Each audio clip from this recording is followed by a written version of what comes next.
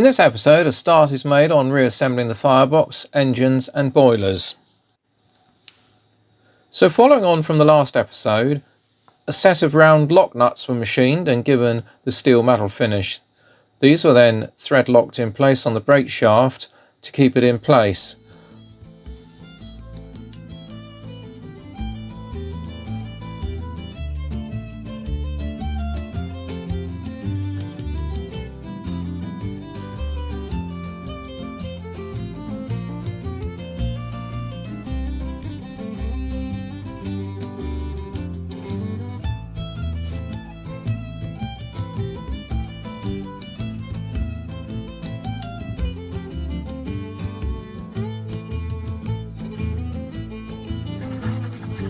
The brass bolt heads were then painted grey and the bunker inside painted first matte black and then satin black along with the footsteps.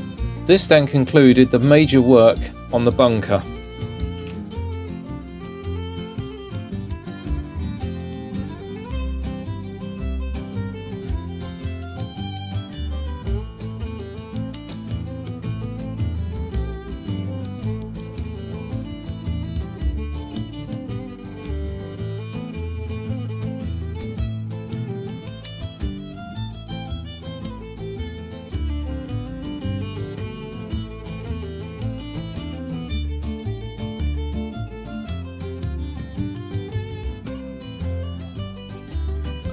A bit of an oversight on the firebox, so I should have drilled out the bottom rivets when I dismantled the fireboxes. This was rectified, allowing the firebox bunker, or tender is more correctly known, to fit in place.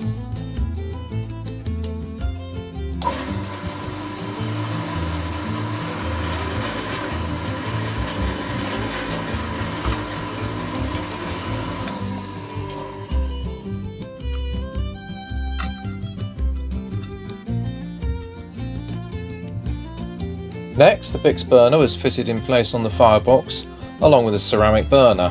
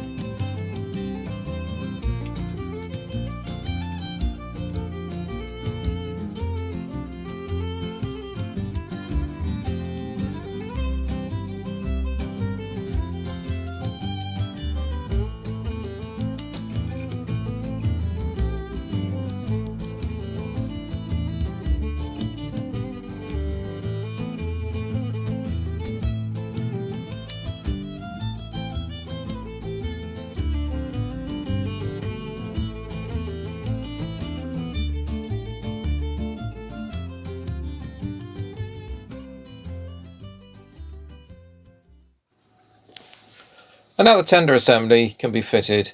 This is fixed in place with the 6BA bolts. While we're using slotted round head bolts, these are hidden behind the rear wheels and are painted grey.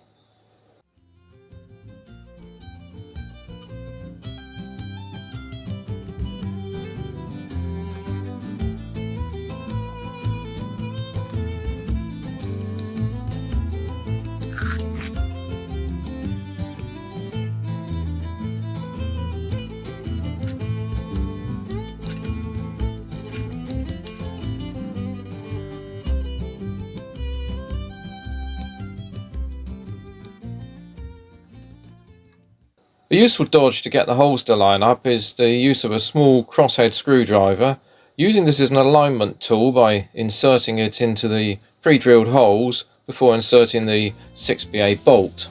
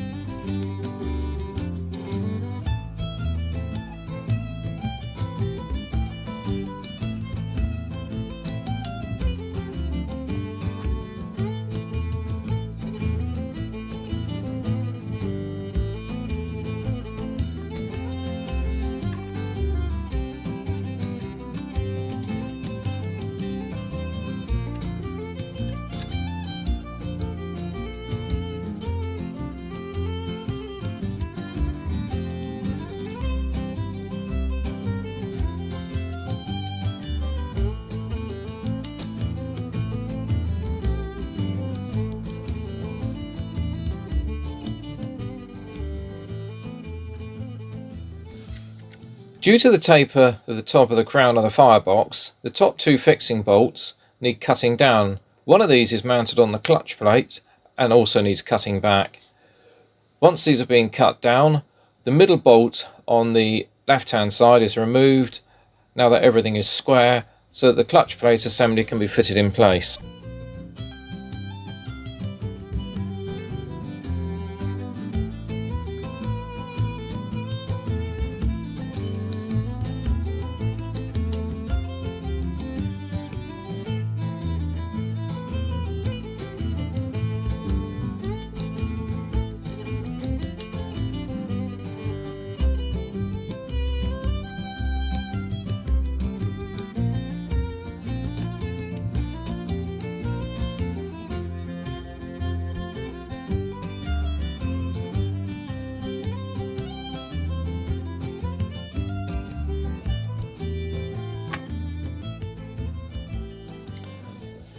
It was at this point I realised that I should have left off the ceramic burner and fitted this later, as this became more in the way when trying to do up the nuts and bolts for the tender assembly. To resolve this by partially undoing the Bix burner holder, slipping it out of the way, it was possible to remove the ceramic burner itself. This was refitted at a later stage, thus solving the problem.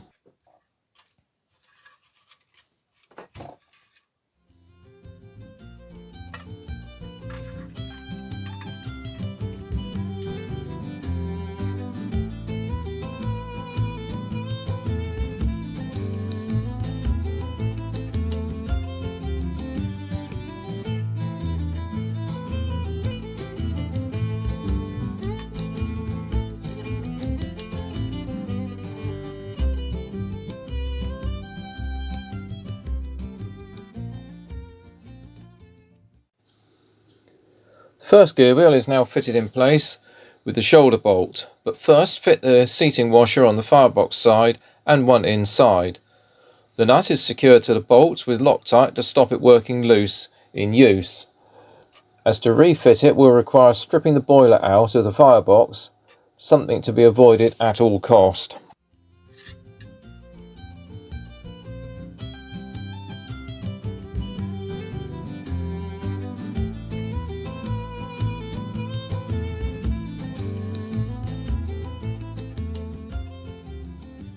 Once the gear wheel is in place, the engine assembly can be fitted. I've used some 6BA bolts with the original Wilesco nuts on top of the firebox, as these are in effect spacers. The engine frame is bolted to the protruding bolt stud with the washers and a 6BA nut, aligning the small gear wheel on the back of the flywheel with the main drive gear.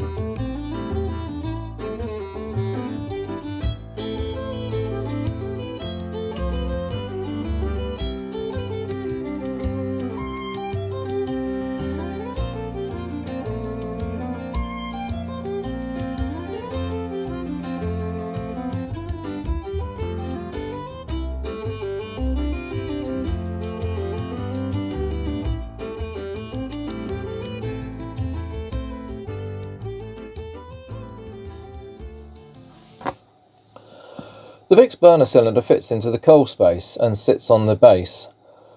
The pipework as supplied is too short and needs modifying. First, removing the sealing O-ring from the cylinder locking connector and keep safe.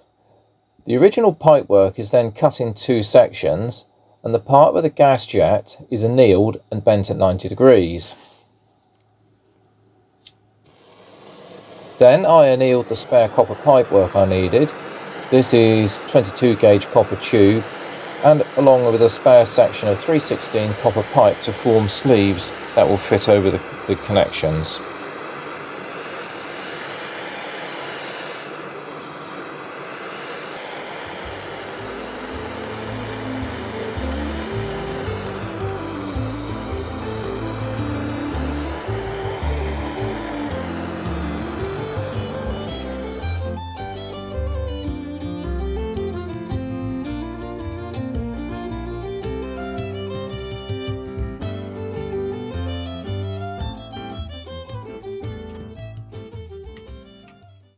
The ceramic burner is then fitted back into the Bix burner holder and secured with a 6BA screw underneath.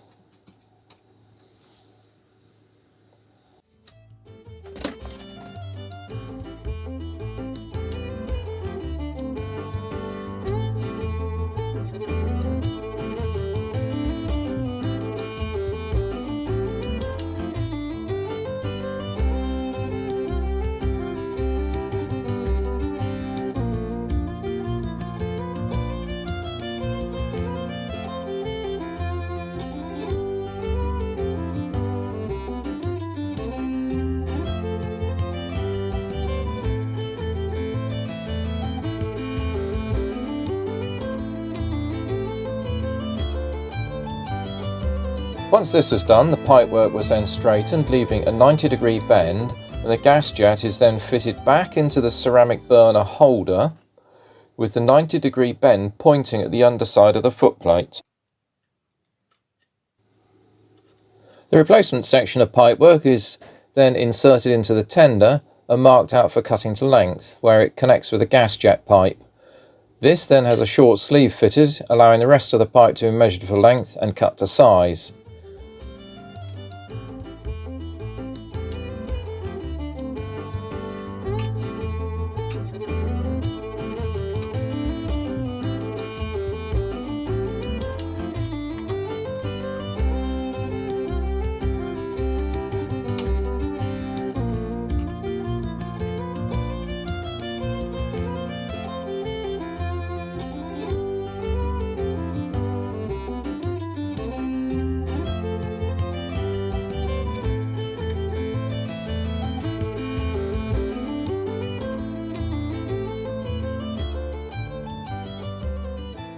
Once this is done, the assembly is cleaned up and silver soldered together, the joints being sleeved with the 3/16 copper tube.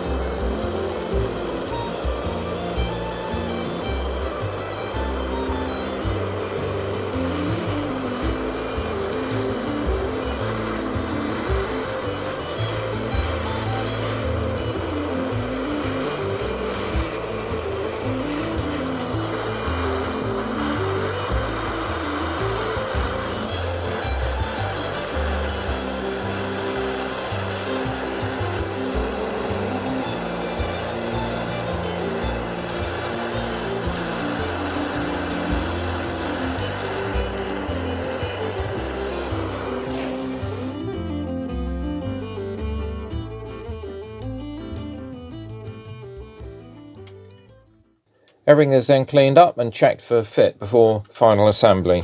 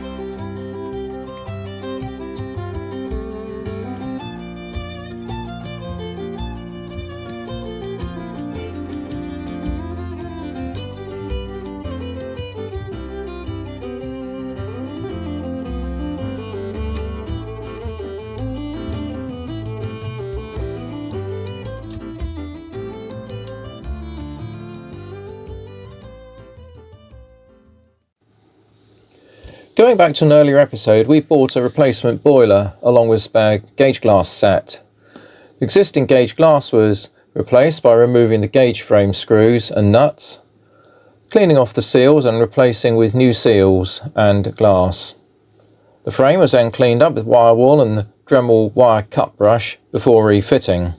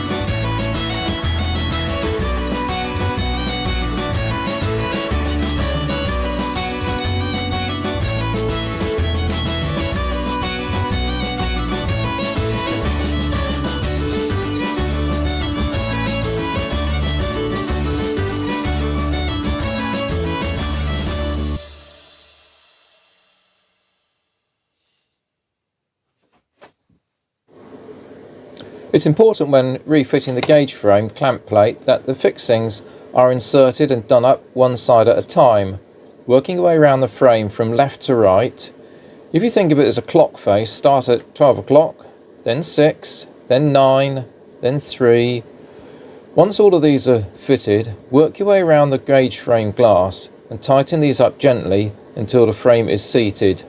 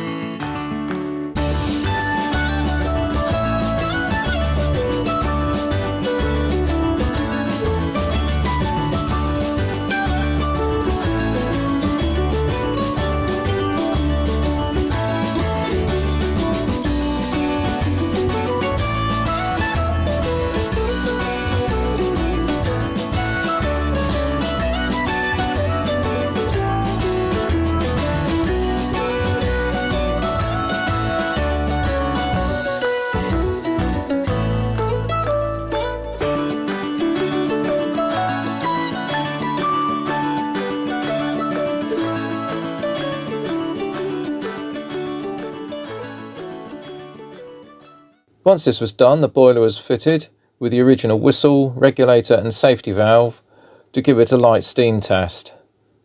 This was to check that the frame had seated correctly before removing the fittings and fitting the boiler into the firebox.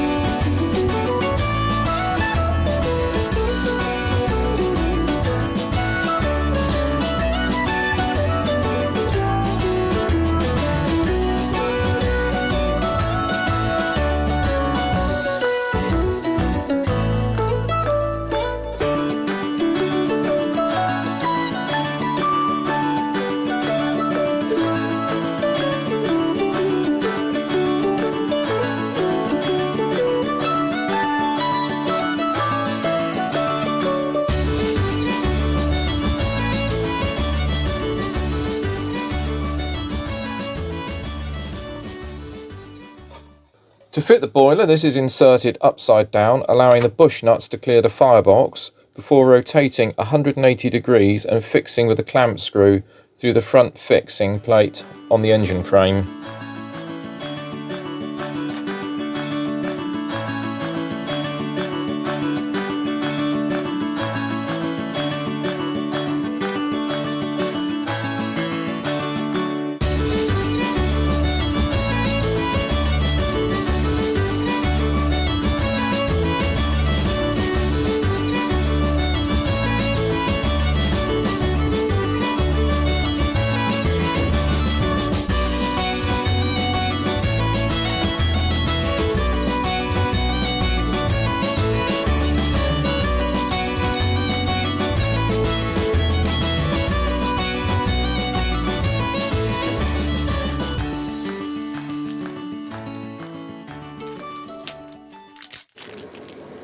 The new boiler was unwrapped, inspected, and the brass end cap prized off as it's not needed. This was for the condensate chamber and is not required on our rebuild.